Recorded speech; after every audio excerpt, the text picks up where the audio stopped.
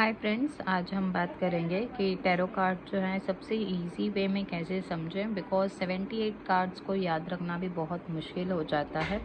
तो सबसे पहले डिफ्रेंशिएट कैसे करें, वॉन्ड्स क्या होता है, पेंटिकल्स क्या होता है, कप्स क्या होता है, स्वॉर्ड्स क्या होता है, और सबसे पहले तो उसे कैसे याद रखना है। तो बहुत ईजी ट्रिक है, तो ये प्लीज़ वीडियो आप ध्यान से देखिएगा। जैसे कि वॉन्ड्स होता है, ठीक है।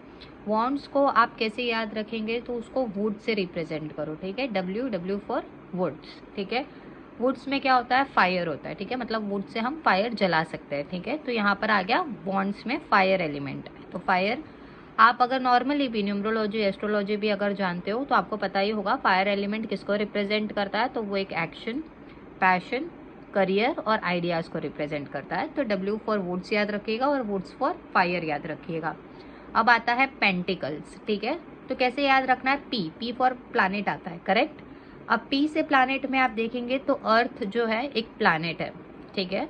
तो यहाँ पर हम पेंटिकल्स में अर्थ ले लेंगे और यहाँ पर आ जाएगा मनी, वर्क, बॉडी, स्टेबिलिटी। अब आ जाता है कप्स। अब कप्स में कैसा होगा, कप्स में आप कोई भी लिक्विड सब्सटेंस ही ऐड करते हैं, ठीक है। तो हो गया जैसे मिल्क हो गया, वाटर हो गया, ठीक है।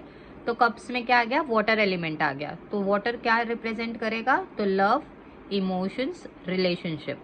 फिर आता है स्वॉर्ड्स, ठीक है। अभी हमने डब्ल्यू, टी, सी इसे तो याद रख ही दिए हैं, ठीक है।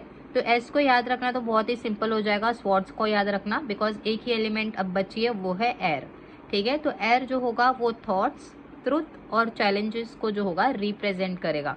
तो ये बहुत ही सिंपल वे है, ठीक है। कि जब भी आप कोई टैरो कार्ड पे अगर आपके कार्ड्स रिमूव करते हो, ठीक है, कोई भी कार्ड्स आता है, तो जो बिगनर्स होते हैं वहीं पर कंफ्यूज हो जाते हैं कि अगर 6 ऑफ वॉन्ड्स आ गया तो अब वॉन्ड्स है तो फिर वो कौन सा एलिमेंट है। तो सबसे ईजी वे है इसे याद रखने के लिए। Thank you so much.